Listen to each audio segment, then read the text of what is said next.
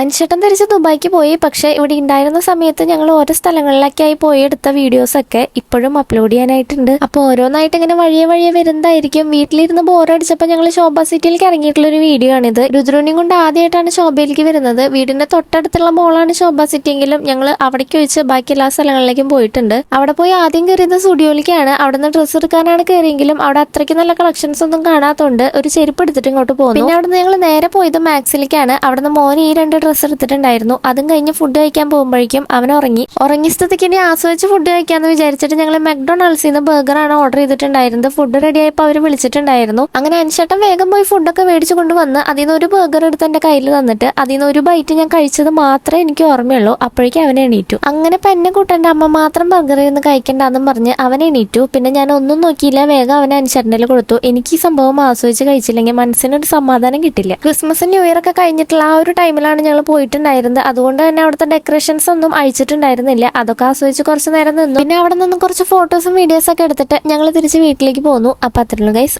By.